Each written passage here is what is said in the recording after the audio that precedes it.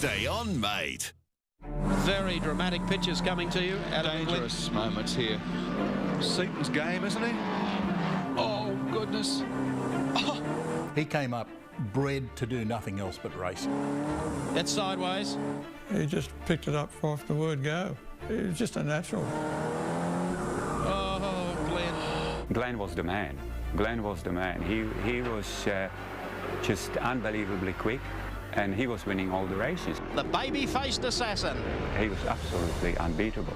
And it's Seton now who takes over the lead. 21-year-old Glen Seton. Nissan know how they take round 4. He was a very fair racer, unlike some people out there. Bow down the inside, and he spun Seton. I wasn't overly fond of him, I've got to say. Oh, he's got him sideways. Spin out, 2, 3, 4. But I've become much more fond of him later as we stopped racing against each other. There's a lot of knockers on the fence, and I want to go out there and prove them wrong. Well, how many times did it get upside down? I don't really know. I lost count after the first couple. It's very hard to drive when you've got a lot of pressure on. Very rarely I think about the 95 Bathurst. So the engine has died on the race leader. Can you believe that? Just devastated me. I can imagine how Glen was. The great dream has evaporated in the space of a few seconds. I really believed I was going to win that race. I always had a great deal of respect for what he achieved, building his own team, getting the success that he did. By a new national champion, team owner and driver Glen Seton. When it was time, he stood up and was counted. Thank you, Beauty. I'm proud of him.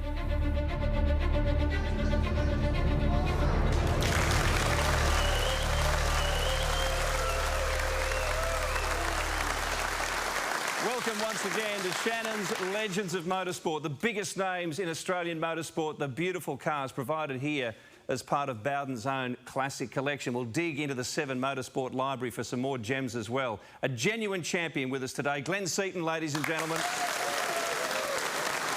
Mark Oster will have the Shannons classic car, and Aaron Noonan with expert comments and insight. But let's get down to business. Our special guest today, twice Australian touring car champion and one of the real heroes of the sport, Glen Seton. Great to see you, mate. Have a seat. Geez, I can't believe all this, Billy. It's nice, isn't it?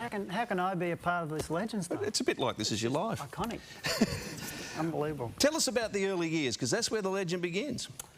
Yeah, I've naturally had a great upbringing with my dad and involved in motor racing. He was from the early 60s, right through until he retired in '84. And so he gave me every opportunity to do what my dream is to be a racing car driver like he was. And he was very much my biggest influence in my career and biggest influence right throughout my life. And it's given me the dream that I've been able to chase. And I guess from what you said, it was so symbolic of that trust between you and your dad that you were able to move straight from karting into basically driving at Bathurst. Tell us how that all came about and what it felt like. Well, it was, yeah, I started karting when I was 14, and the reason I started at 14 was because that was the youngest you could in New South Wales at the time.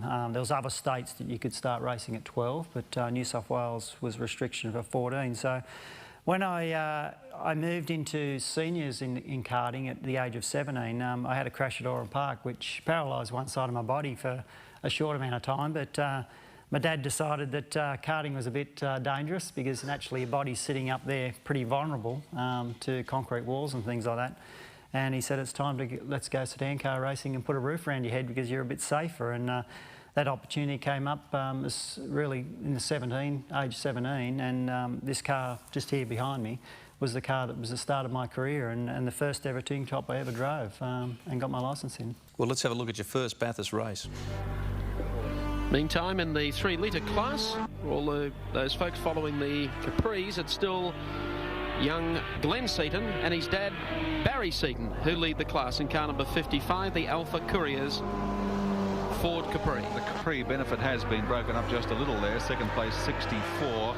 Les Gross and Alan Candy in a Capri, but third spot in that class is now held by car 58. That's Ray Gulson and Gerard Murphy in an Alfa Romeo. So they're steadily building on that lead.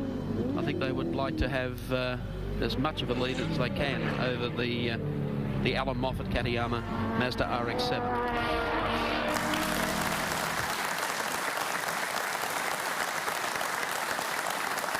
We'll have a little more detail of that car very shortly, but in the meantime, Glenn, what was that like, your first Bathurst? And you must have looked at the timesheet and saw some big names there. I got a few stories of that year, actually, to tell you the truth. I want to hear them. Well, the first opportunity I ever got to drive around Bathurst was unbelievable. I've followed the sport naturally with my father racing there every year, and being behind the scenes in the pits and watching what goes on. And this iconic event was the Bathurst 1000 and also the Bathurst 500. It goes back as far as that I used to go to. And to the first year to get there and to have that opportunity to run around that track. And I just remember the first practice session was just this dream memory of what you were trying to achieve as your profession and be a part of this sport, and to be able to run around that iconic track was unbelievable adrenaline running and very enjoyable. But I'll get to another story that went on that weekend. It was actually one of the practice sessions was wet, and my dad sent me out in the wet. Never been there before except for one session in the dry, and he says go out and have a run in the wet. And I did 6 laps, and I come back in and I said to him, geez, this car's not real good in the wet. This car's really taily, Dad, and it scares me a little bit. So he said, get out, give me a drive, I'll get in and have a drive. So he went out and did 1 lap, come back in the pits and said, he's right, the car's not very good in the wet. The tyres on the car at the time were 10 years old. They were 10-year-old wets. And so that was good to see that he come back and said, he's not wrong. And that brings us to our Shannons classic car. No prizes for guessing what it is. Let's welcome Mark Osler.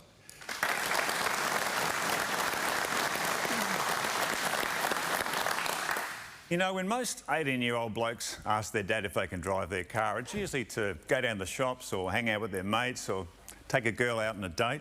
In Glen Seton's case, his father threw him the keys to this fabulous Ford Capri V6 and said he'd join him for his first drive at Bathurst in 1983, virtually straight out of karting. You know, Barry Seton really was the pioneer of the V6 Capri's success in 3-litre touring car racing in Australia. Now, these cars were tremendously successful in British saloon car racing, winning many championships, and they also tasted success in Europe because they won several 24-hour Spa races in Belgium. Under the bonnet, the classic 3-litre Essex V6, which in Group C trim was fitted with a couple of Weber side draft carburetors, producing about 230 brake horsepower. Behind that, a conventional 4-speed gearbox, pretty well located live rear axle, and with these big Group 2 style wheel arch flares, they could put some seriously big rubber under these cars. 10-inch wide wheels at the back, 9s under the front, so you can see this car had a lot of grip. And the top speed is fascinating. Down Conrod Straight in 1983, this car was capable of top speeds of about 140 mile an hour, about 225 clicks. Now, if you think about it, that was the top speed being reached by the GTA Joes down there about a decade before, and they had almost twice the engine capacity. So these are a pretty quick little car. Unfortunately, on that day, they had a very rare engine failure in this car, and they didn't quite make it to the end. They finished about 20 laps short. But the most important thing is Glen did a brilliant job in his first drive at Bathurst that year, and it set him up for the many, many races he'd do in the great race in the years to come.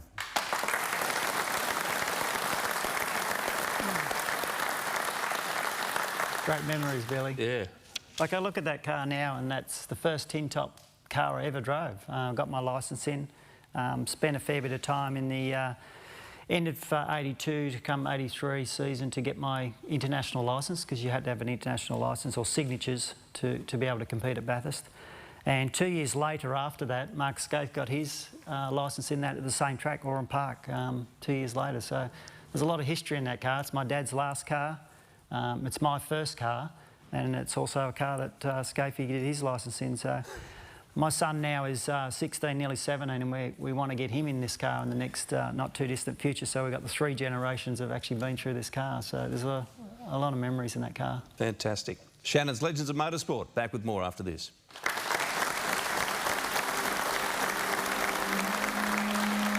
To drive together, we both drove together at Bathurst, and I thought, I'm never going to sell this car.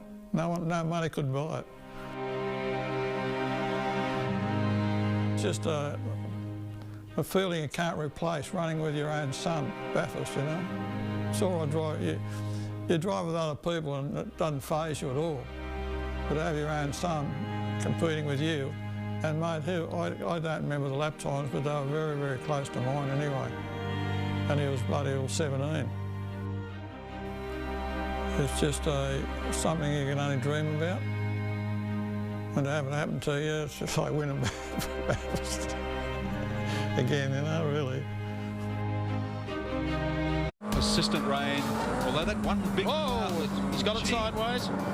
Getting yourself outside your comfort zone and driving a car absolutely on the edge that's sliding to the point of you can't get 1 more millimetre under brakes out of the car, you cannot get 1 more millimetre of the track surface left on the road to achieve the ultimate lap. And it's the reward you get out of that adrenaline you get out of it, and the reward you get out at the end of the day of getting that result and getting the best out of yourself, and going along and being a part with the team also. That it's a team effort. It's not just a driver effort, but it's a team effort, and it's the rewards at the end of the day of getting your ultimate goal, which is winning races and being successful.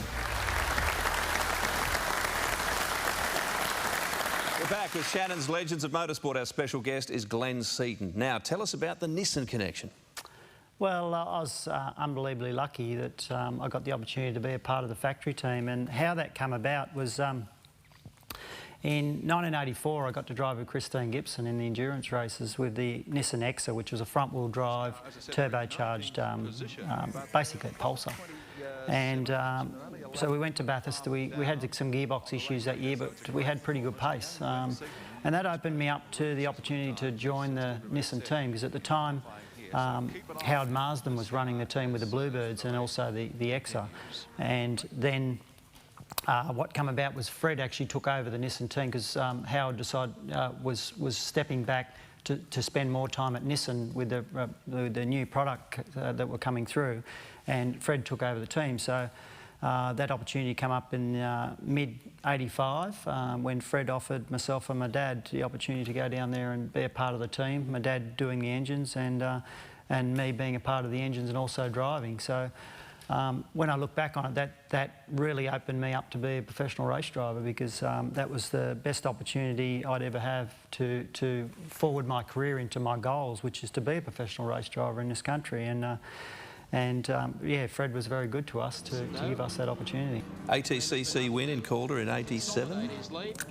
I'd have to say that was the turning point of my driving career of I suppose, being a name amongst the sport, because I hadn't done much before then, and '87 was my year to try and shine, and I had a great year in '87, I've got to say, because that was my first race win, and a very memorable race win, and I remember it very much today, as I was getting chased down by Larry Perkins at the time, who was in a Commodore, and we able to hold him off for the race win that weekend. And then '87 was a great year for us, because we went down to the last round at Oran Park for the championship. It was between Jimmy Richards and myself to win the championship, and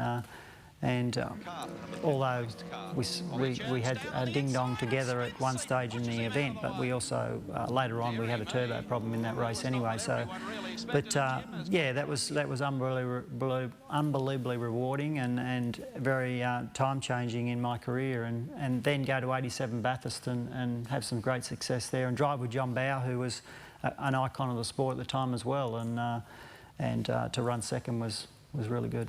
Well, time to welcome Aaron Noonan now for a very interesting story of those times.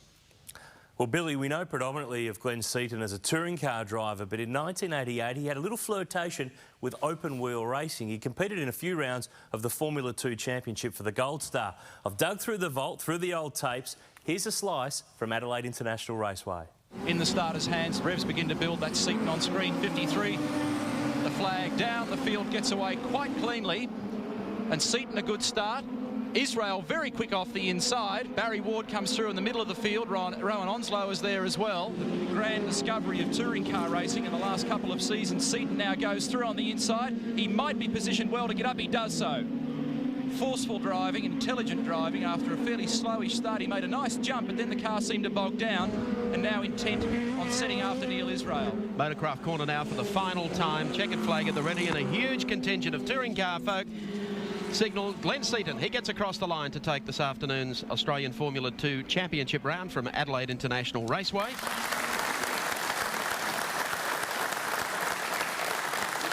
You found your feet in touring car racing, but was single-seater racing an option here or maybe overseas?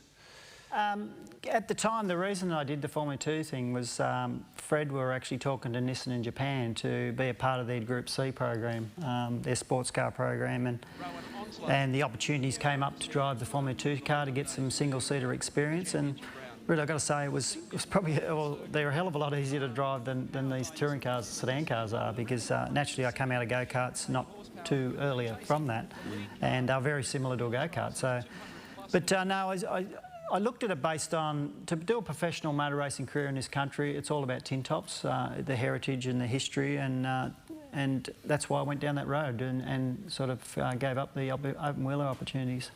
But you never thought, no, those F1 drivers, I wouldn't want to be one of them. No, not really. No, I suppose I came through go-karts and I also had that crash at Oran Park. And then, like I said, tin tops are so much safer.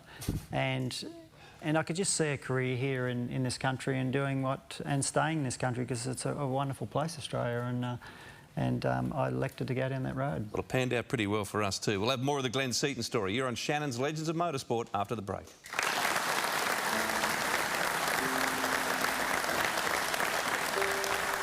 Well, he was a very serious competitor. Particularly, I was with Dick in the early Falcon days, and he was, you know, Ford played him off against us basically. So, you know, I wasn't overly fond of him, I've got to say, but I've become much more fond of him later as we stopped racing against each other, which is funny. I think he's a terrific guy and a very good driver. In fact, he's now racing in the Touring Car Masters, which, you know, I'm pleased about, although his car's not as good as mine, so I can still beat him. So it's always a bonus. Yeah, he obviously had a lot of natural talent, natural ability, good car control.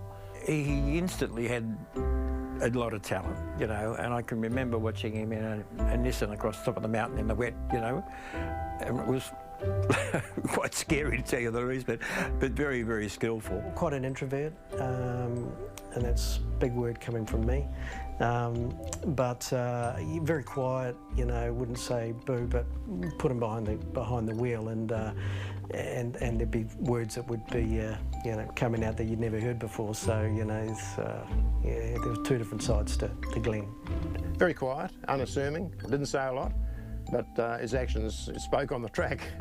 Barry used to do our exhaust pipes for us, and I can remember going across to his house at Liverpool, and in the back there's this little kid on the trike, and he had the bug.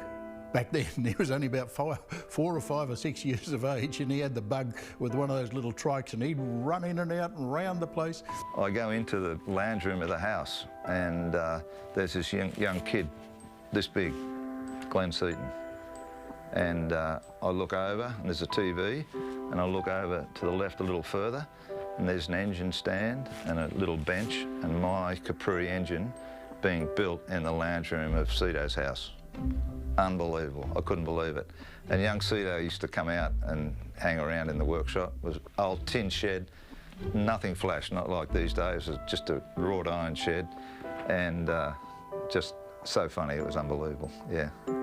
That's Glen Seton, that's how I know Glen Seton.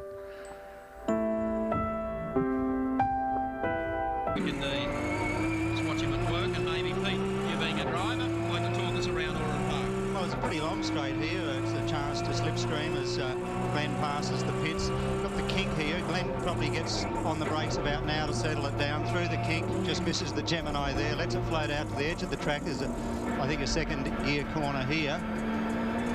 He'll grab third out here, and the Skyline accelerates very well. Plenty of traction up to fourth.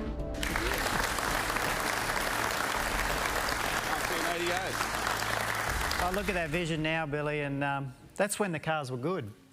So earlier years before then, they were pretty tough cars to drive. But no, it's very fond memories of, particularly Oran Park. That's where I spent most of my time in my career, and also where I got my licence. And then I see that vision now and just remember the early days of my career, which I'm very fond of. Before we go on from that, let's just jump back quickly to the madness of Bathurst in 1987. We have talked about it before in this series, but it's worth revisiting.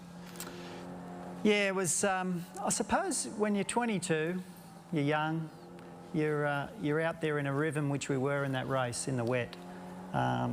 and it looked pretty scary from camera view, but it didn't feel scary to me because you're 22 and you're silly, and you're driving on the limit. So, but I suppose when you look at it based on the cars that I was catching and passing in the wet, and Fred was trying to tell me on the radio to slow down, to take it easy, and I couldn't hear him at the time, which was good because I was enjoying what I was doing at the time. But there's a couple of times down Conrod where it got away on me and I got in the grass and I thought I was gone. But luckily we got it back, and it is a bit of history now. Changing cars in '88 didn't work out too well, to put it lightly. No, it was certainly a better car, there's no doubt about that, but to really needed a lot of development, and we did struggle the first year because of the cars were homologated by Nissan in Japan, and it had a very weak gearbox in it and some other components, and we had to wait another year to re-homologate new stuff that was much stronger. Probably that year's down point, I'd have to say, was Bathurst that year. We had a rolling start that year and it actually broke the gearbox crossing the start-finish line on the first lap. I was out of Bathurst in '88. Did that sort of sequence of events propel you to go your own way? Was that a factor, or...? We looked at it based on the future for the career and having control of your own destiny, and we made a decision based on that. For a young owner-driver, and as was pointed out earlier, not easy to do. A fairly early start in that type of racing. Yeah, there's no doubt about that.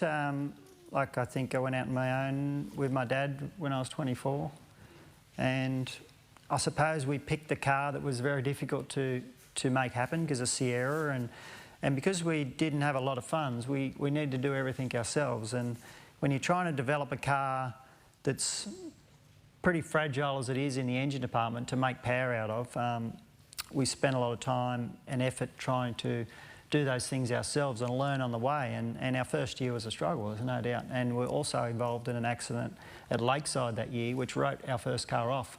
So we actually built 3 cars that first year. We were only intentionally going to build 1, but we built 3 in that '89 year, and it was a tough year, there's no doubt. But from 1990 on, we were pretty strong. It was just that the GDR came in and became dominant over all the Sierras, but most of 90 and 91, 92 we were quite competitive with DJRs, and to the point that we're in front of them most of the time in the championships in some of those years. So yeah, it probably doesn't look like the early years were good, but our first year, yep, setting up, but our years after that with Sierras were pretty strong. Well, Glenn mentioned that accident at Lakeside in 1989. It was a very, very scary incident. Fire, multiple cars involved, race stopped and forced to be restarted. It wrote off a range of different cars, and all the drivers were lucky to emerge. We've dug this from the 7 Volt. It's quite unbelievable. Have a look at this. And lose that time. Oh, we have an accident at the top of Lakeside. There are cars. That's Graham. That's one of the Lusty brothers, John Lusty, isn't it? Glen Seton is involved. Andrew Madecki's car is involved. And we have the Lusty brothers Commodore is off the racetrack. Yeah, it's John Lusty driving that car this weekend. Graham Lusty, of course, has been the regular driver of it recently, but he injured his hand in an industrial accident up the Simmons Plains. Oh, look at the smoke. I hope he's out of the car. Yeah, they've not been able to get this fire under control. Hopefully the red flag is out. It has come out now. Yes, it's out. The trouble they've got now is that the first fire truck to get there has probably expended their extinguishers on the first car. The second one's now taken right off, and they're going to wait for the next fire truck. He slammed into that with unbelievable force. Well, as the extra guys have arrived, it's only a matter of time. They'll have that out now. Well, there is Glen Seton's car carrying our race cam. That's a heavy hit, Mike. You see underneath the pedals, the floors all buckled. Yep.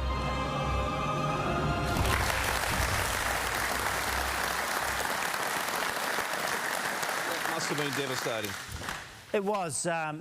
Probably a few reasons it was devastating, because it was our first year, and it was a brand new car that had only done 3 race meetings before then, and it's got caught up in that incident. But there's another thing that happened on that day. It was one of the early days that I actually started wearing cool suits, and if it wasn't for the cool suit, I forgot to unplug it when I got out.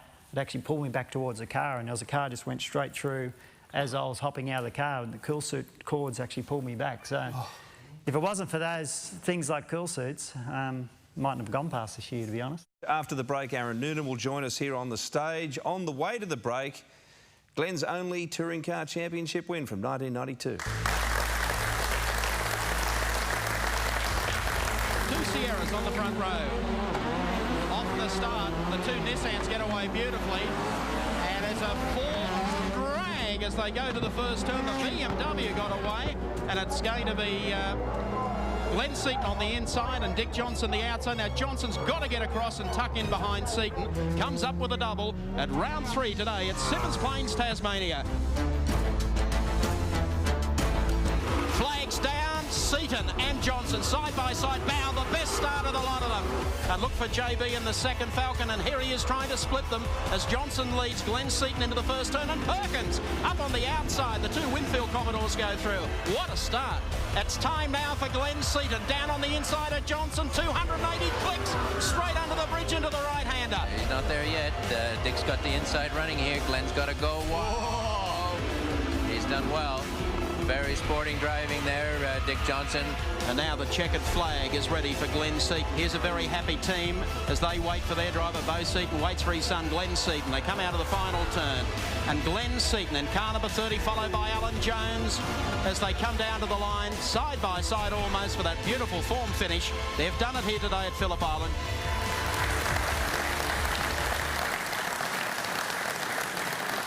Now we're into the V8 era. A little bit cheeky there at times.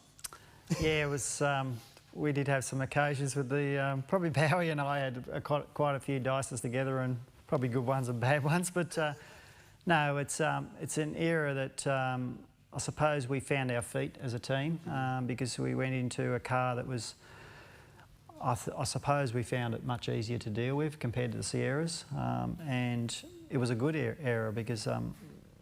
It's the formulation of what we got today, which has grown into a huge popularity sport. And looking at that vision from Phillip Island, which we spent a lot of time testing there, our cars were always good there and very fun memories. It was a golden era for you, the start of that V8 period where you did the majority of your winning in that 3 or 4 year block, and you won 2 championships as well. But it was the guys you were racing against. That's some of the biggest names ever in the history of the sport. Brock and Johnson and Bow, Jones in your own team. Amazing competition. It was, and not only just competition as drivers, but competition as teams, because we had DJ's team, which was the forward back team, and then we had our team also, which had a very small amount of forward backing, and it was the competition between us two teams just alone. But it was friendly rivalry because even for stories of just between the teams to show you the rivalry and the enjoyment that we all had, we still had lots of fun behind the scenes at the pits between DJRs and There's a story there, isn't there? There was a bit of stuff that was got up to. Yeah, there was. I remember, just for a quick story, we were at Oran Park one day and there was always a bit of competition of who can do the biggest trick on each team, and at Oran Park my guys decided that they'd rig up some brake fluid and pour it into a carburetor or an engine while it was running and back it up to their annex, their tent where their cars were. And what happens when that, it's just completely fills it with this white smoke and it does not move in a hurry. So we pulled up at Oran Park one day, the guys in our team hopped in the car, locked all the doors and set up a system where it was a brake bleeding bottle with a hose, went all the way through the dash and into the carburetor and just held the throttle open and kept pumping this stuff in and just filled all it. Well, the guys from DJR's come out absolutely laughing and they couldn't do any work for an hour and a half after we'd done it. So we helped them that day to spend a little less time on their cars to get them ready for the next day. Well, as they say in the classics, it is all smoke and mirrors. It is. Colin Bond said the best driver, of course, not to win Bathurst. That's a given, but there were 2 great poles. Let's have a look at them.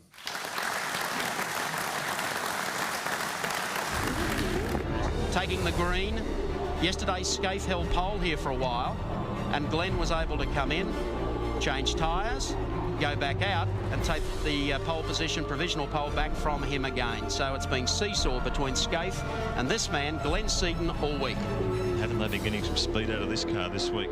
working very, very hard on chassis and engine development. It's paid off this weekend. This car is very, very quick. Look at that on the white line. These guys, their judgment is fabulous. Again, a beautiful approach over Skyline. That's the way that one of the nicest approaches to Skyline. That's the way that car's looked all week across the top, Alan. Like it's on rails, just so smooth and very, very quick on section times. Looking for his first pole at Mount Panorama. The crowd's going mad. They sense something's pretty strong here as he heads toward the start-finish line, up on the curbs. Checkered flag time for Glen Seton. He has done it. He's done it. Forward on pole. Glen Seton has done it. 2:12, 1:4.64. Well, that's a great credit to their team, to Glen driving it, of course. How does that feel, son? Oh, fantastic, mate. How long have you been trying to get that one up? A bloody lot of years, but I've never got it up, that's the thing. Well done, mate. Really, thanks, Alan.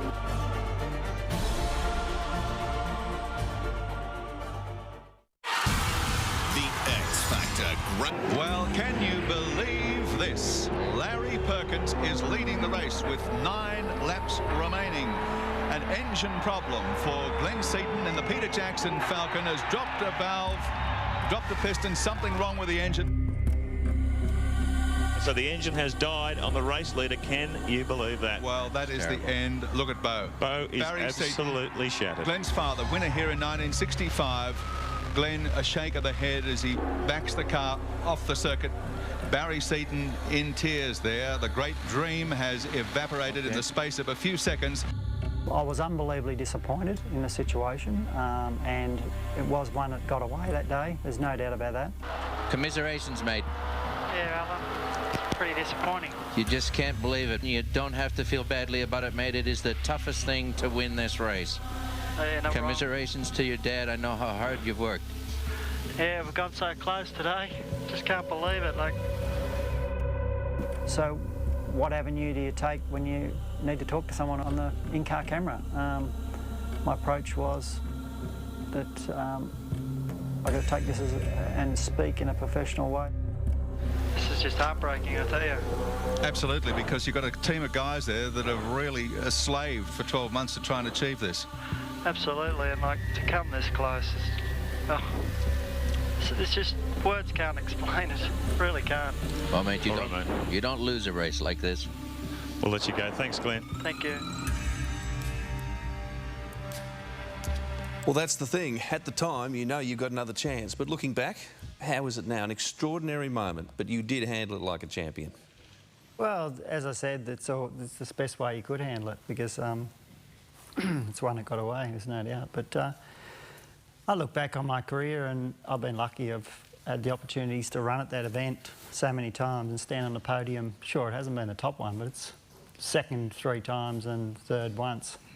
There's a lot of people who haven't had that chance. But a lot went into that year, not only losing that race, but it was 30 years since my father won Bathurst. He won in 1965. It was car number 30.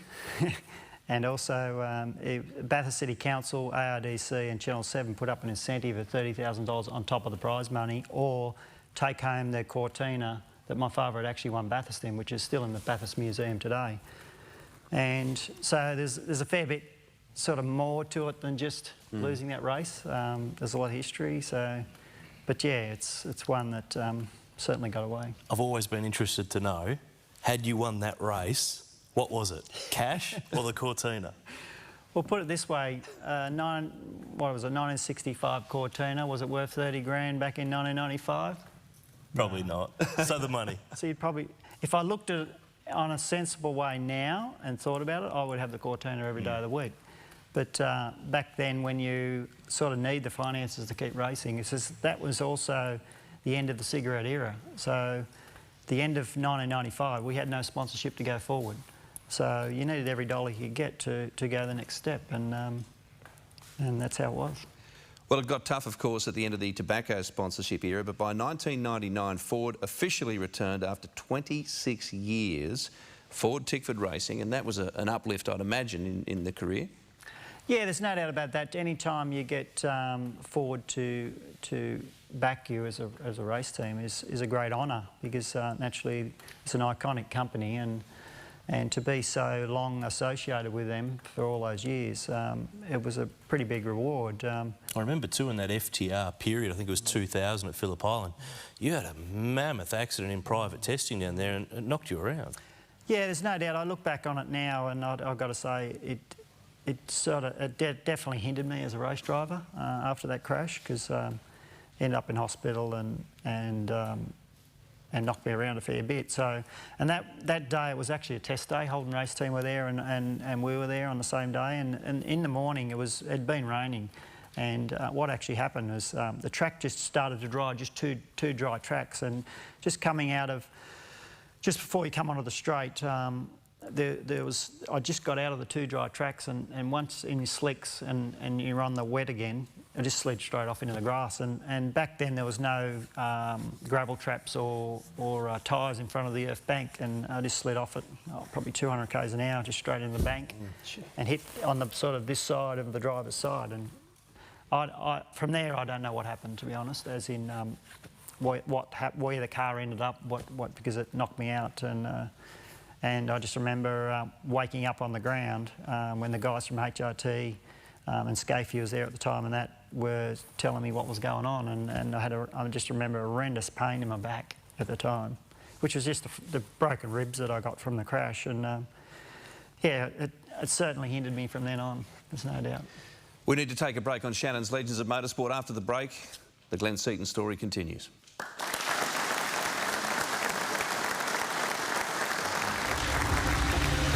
Man here on Wednesday got toppled by Lowndes Thursday, snatched it back yesterday. This is the final say. Well, literally caught Craig Lowndes napping yesterday. Seton really attacking as he comes across the top of the mountain. Final car out. He's really pumped up. Came within a whisker of winning this race last year. It ended in tears just 9 laps from the finish. This man desperately wants to win Bathurst. He's flying here. As he swings into the final turn to end the AMP Top 10 shootout for 1996. Glen Seton takes the flag. He's got it. 2:11.02. Glen Seton has pole position for the AMP Bathurst 1000.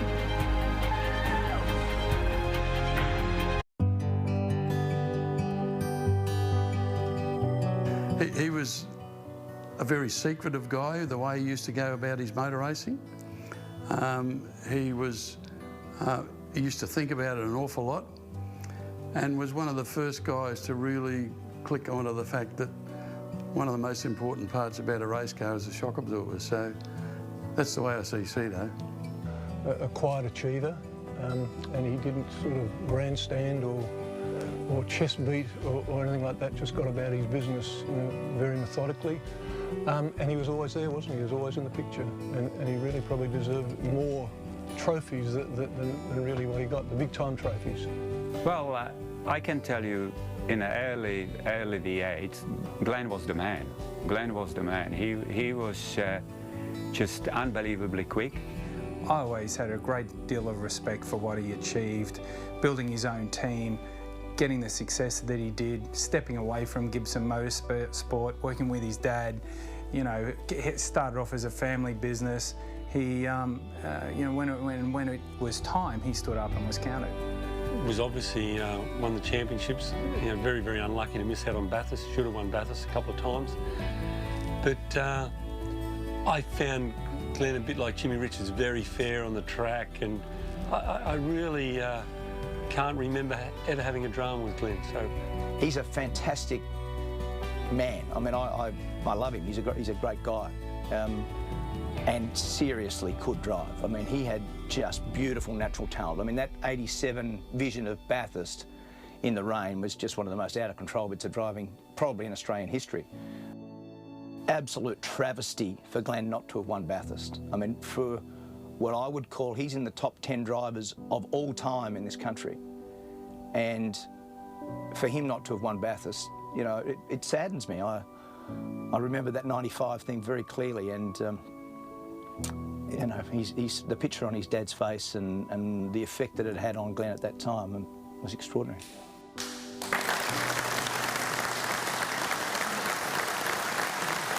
What can you say? Well, it's always good to get that from your peers, because at the end of the day, we go motor racing, we spend a lot of time together. We have a lot of ding-dong battles on the track, but yet we can still be great friends like we are, which is a testament to the sport to be able to. And something that I cherish out of the sport is that you get to meet all these people and get to race with them and enjoy your career and goals with them as the same as what they're doing with you. And yeah, it's good to see and it's good to hear. You may not have thought it at the time, and there were many times, but knowing that is surely better than the trophy that you wanted so badly. I don't know. Billy, there's certainly, as I said earlier, I've been very privileged to have the opportunity to do what I've done and to have to achieve my goal. So yeah, it's a great honour. We heard from others what they thought of you on the spot, I know, but who did you love? Who did you loathe? Come on, give us a dish some up. Come on. You know me, Aaron, I don't talk out of school too much about people, but no, Bowie and Scafie would be my hardest competitors, no doubt about that over my career. Two guys that put so much into their motor racing on a mental point of view and also a technical point of view, and achieved out of their cars the best that they could and were always my challenge. And Scafie, like, we spent so much time together, and I suppose in later years we've drifted apart a bit, but we're still great friends today. Absolutely, well said. Moving words from those guys, and we've been through that era and seen the racing up close, and it is a great testament to you, mate, to hear those words, I can tell you. Thank you. A quick word before we wrap up about the Shannons Club. Don't forget, you can join today. Go online. It's free. The Shannons Legends of Motorsport Series 1 is now out on DVD. And Glen, on behalf of all motorsport fans, thank you very much for the memories and congratulations on all your achievements. Thanks, Billy, and thanks to the motorsport fans. Thank you to Aaron Noonan, of course, for joining us. Mark Osler with the Shannons Classic Car, and thank you for being with us once again for a Shannons Legends of Motorsport.